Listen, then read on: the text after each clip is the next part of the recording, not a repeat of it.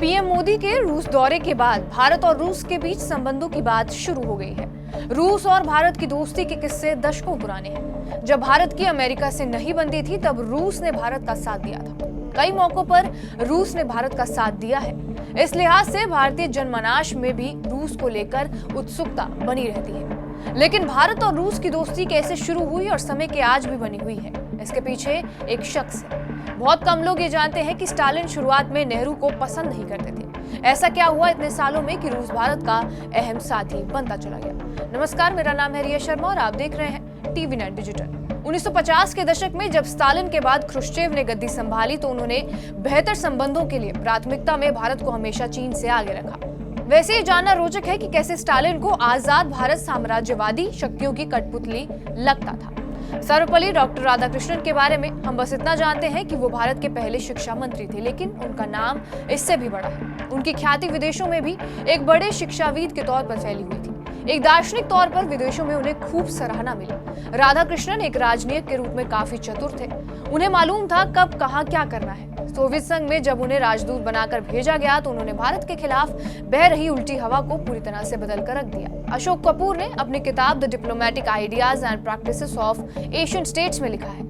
1950 में राधाकृष्णन को मॉस्को में राजदूत के रूप में भेजा गया तो उनका काम बहुत मुश्किल था। स्टालिन भारत के बारे में बहुत अच्छी राय नहीं रखते थे। ये वो दौर था जब दोनों देशों के बीच संबंधों में उतनी मिठास नहीं थी। मॉस्को में भारत की छवि नकारात्मक बनी हुई थी।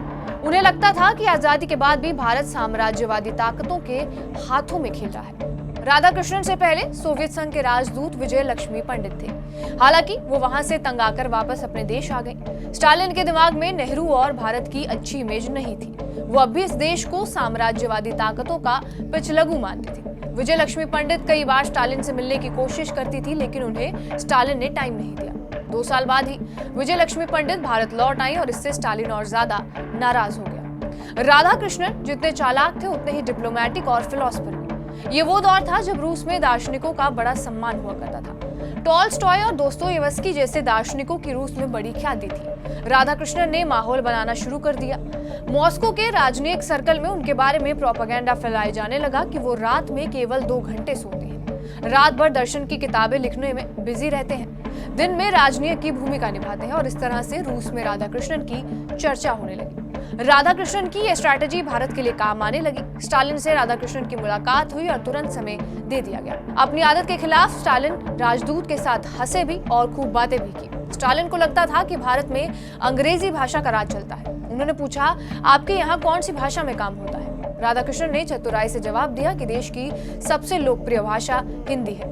इस पर स्टालिन खुश हो गए। राधाकृष्णन 2.5 साल मॉस्को में राजदूत रहने के बाद देश आने वाले थे।